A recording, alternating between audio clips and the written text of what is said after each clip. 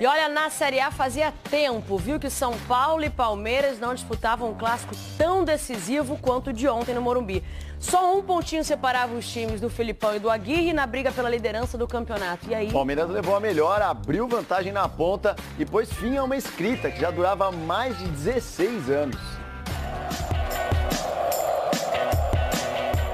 Eram quase 57 mil pessoas para tentar empurrar o São Paulo para o primeiro lugar.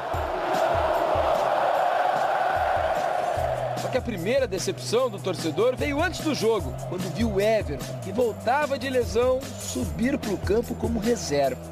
Everton é uma boa opção para o segundo tempo, ainda não estava al 100% e sabemos a importância e o significado deste jogo que é decisivo. Do outro lado, o Filipão manteve o que vinha dando certo. Poupou jogadores mesmo num clássico. Eles estão jogando dessa forma, a equipe tem condições, a gente tem que ir mesclando e não existe um nome que é o titular absoluto, existem 27 jogadores que estão prontos, contratados para serem usados. E era deles a missão de segurar a ponta do Brasileirão. Além de tentar tomar a liderança do campeonato, o São Paulo tinha uma outra marca para ser mantida. Eram 16 anos sem perder para o rival Palmeiras aqui no Morumbi. Só que foi um camisa 16 ali, ó, de verde, que ajudou a acabar com essa invencibilidade. Comecinho de jogo, o Daverson se envolveu nesse lance com o Sidão. O árbitro não marcou nem a falta do atacante e nem do goleiro, que botou a mão na bola fora da área. Bastou para enervar o torcedor, que já começou a vaiar o Sidão. Era só ele pegar na bola. O Daverson continuou ligado no jogo. Logo arrumou um cartão para o Rodrigo Caio. Para variar, caiu no chão, rolou, se explicou para o árbitro e deu um abraço no Jusilei. Uma hora até o VAR ele pediu. Só se esqueceu que no Brasileirão não tem ainda, né? Ou seja, foi o Daverson que a gente se acostumou a ver. Do primeiro gol, ele não participou. O Gustavo Gomes cabeceou sozinho. Gol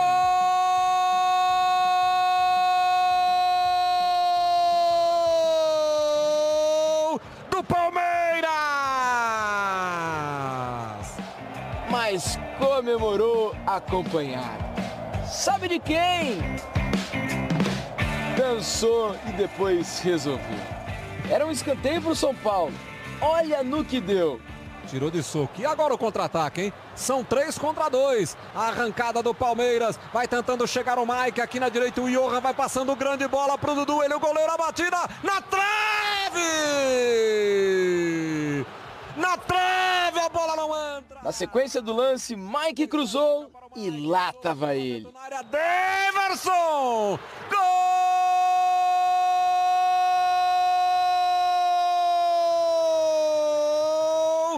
Palmeiras! Os 2-0 irritaram ainda mais o torcedor do São Paulo. Estamos todos doídos e entendo que a torcida esté um pouco aí brava porque todos esperávamos outra coisa hoje. Aguirre decidiu então tirar Nenê e Rodrigo Caio para as entradas de Carneiro e Everton. Mas o jogo pouco mudou. O São Paulo não criou quase nada, a ponto de ter dado o primeiro chute na direção do gol só aos 37 minutos do segundo tempo. Rojas defendeu, Everton! Pouco para um time que precisava reagir, já que vinha só de uma vitória nos últimos 6 jogos. Não estamos encontrando esse futebol que nós queremos e que este time pode fazer e que já mostrou. O Palmeiras ainda teve chance para fazer o terceiro, mas ficou nisso. O time segue no embalo, já são 13 jogos sem derrota no Brasileiro, 3 vitórias seguidas e essa ainda quebrou o tabu de 16 anos sem ganhar do São Paulo no Morumbi. Particularmente não interessava o tabu, né? Me interessava a liderança do campeonato. Nós entramos líderes e queríamos sair líderes e isso que me motivou e acredito que motivou todo mundo, né? Deu certo. Agora o Palmeiras tem 3 pontos de vantagem sobre o segundo colocado, o Internacional. Tudo isso no embalo do seu camisa 16, um filósofo em evolução e em todos os aspectos. de degrau em degrau, né? A gente não chega no 10º degrau pulando do primeiro, né? A gente tem que subir em degrau em degrau e eu tô aprendendo com meus erros, né? Que isso só me prejudica a mim, aos meus companheiros, ao Palmeiras. Então acho que eu tenho que melhorar cada dia e hoje foi o começo. Daí o Daverson, um maluco beleza. Dessa vez, a beleza apareceu mais que a maluquice. Que beleza, então vamos ver como é que tá a corrida eleitoral do Brasileirão, Fernanda Gentil. Ufa. Aqui é Brasileirão, tá mais fácil, aqui tá mais fácil, mais tranquilo. Porque aqui tá dominado. Mas tá disputado aqui, olha só, tá todo mundo juntinho. Palmeiras, que vitória importante no Clássico, deu uma respirada na liderança. É o primeiro colocado, o Internacional. A torcida do Inter ficou chateada, né? Porque o jogo foi contra o Sport, que vinha numa má fase danada, mas jogando lá na Ilha do Retiro, o Sport virou o jogo bem no finzinho. Complicou a vida do Inter. Deixou o Inter em segundo, o Flamengo perdeu na Copa do Brasil pro Corinthians, descontou dando a pior derrota da história do Corinthians na Arena, 3-0, o terceiro colocado. O São Paulo estagnou em quarto aí, vem sofrendo. E o Grêmio também perdeu a chance jogando com o Bahia, que estava lá embaixo. Jogando em casa, o Grêmio, né, perdeu a chance aí de estar na vice-liderança justamente contra o seu rival, né, ao lado do seu rival Internacional.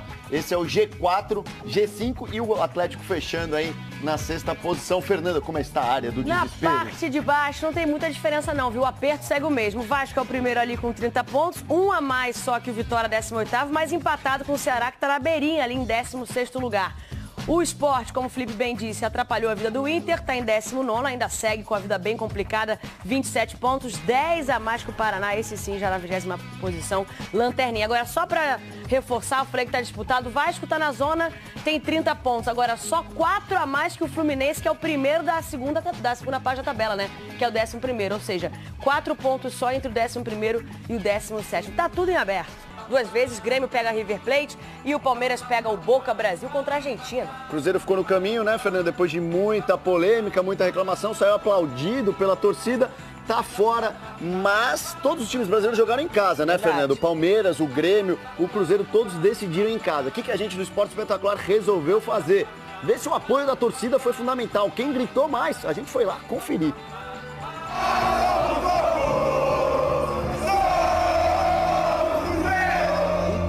De apoio com milhares de torcedores.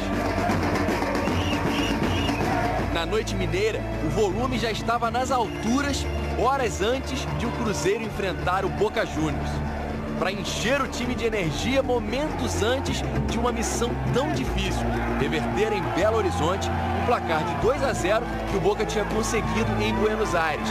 E os jogadores desceram do ônibus para sentir tudo isso bem de perto.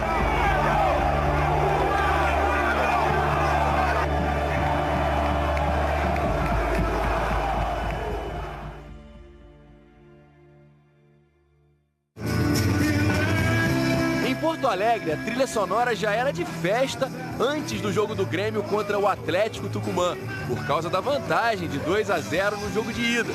Mas, no meio dos roqueiros, boleadeiras. Chapéu, bota, espora, cinto, bombacha, nada melhor, né?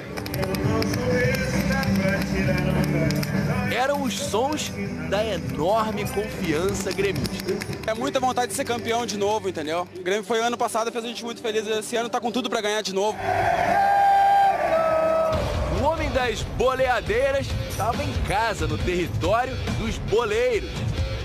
Será que é possível medir o volume da paixão? Para tentar descobrir, resolvemos fazer uma experiência. Visitamos os 3 estádios que receberam jogos da Libertadores no Brasil ao longo da semana. A Arena do Grêmio, a Arena do Palmeiras e o Mineirão. E trouxemos um decibelímetro. Em qual deles será que o barulho foi mais alto?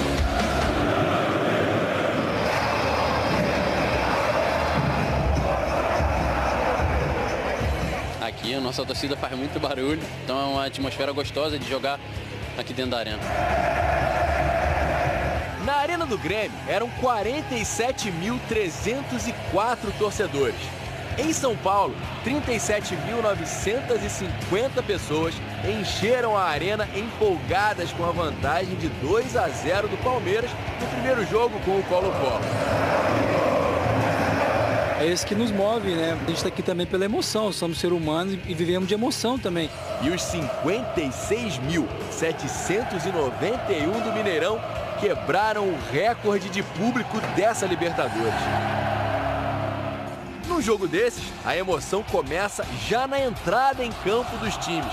Quando os jogadores do Grêmio pisaram no gramado, o volume na arena chegou a 108,1 decibéis.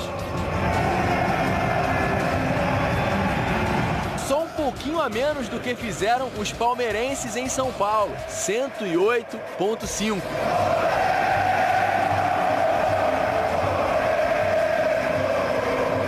Em Minas, quando o Cruzeiro entrou em cena, a torcida mineira gritou para todo mundo ouvir, até na Argentina, que acreditava na virada. 111,6 decibéis.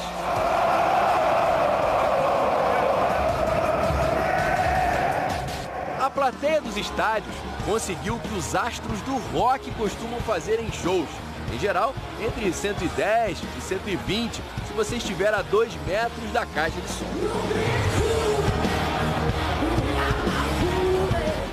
Mas não há explosão maior nas arquibancadas do que milhares de vozes gritando gol. Em Porto Alegre, a mais alta foi no segundo dos 4 gols que o Grêmio fez no Tucumã.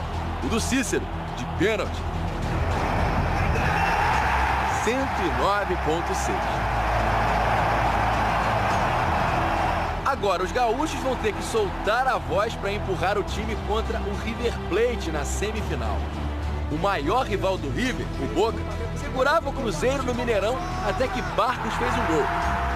E a torcida foi a 115,6 decibéis.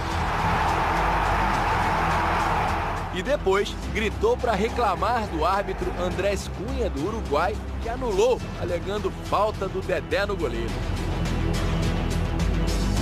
Os cruzeirenses teriam outra chance graças ao Sassá. E o volume foi bem parecido, 115,3.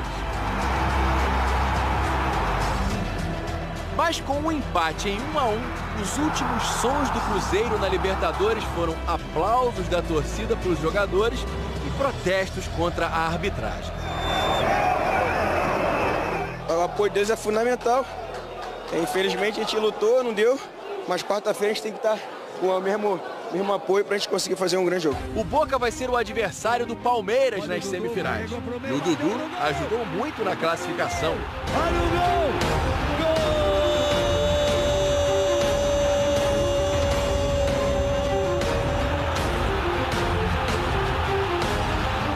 A gente fica cego, né, cara? A gente não escuta nada, só quer comemorar. 131,4 decibéis. Pouco menos do que uma turbina de avião a jato. O grito do avião chega a 140.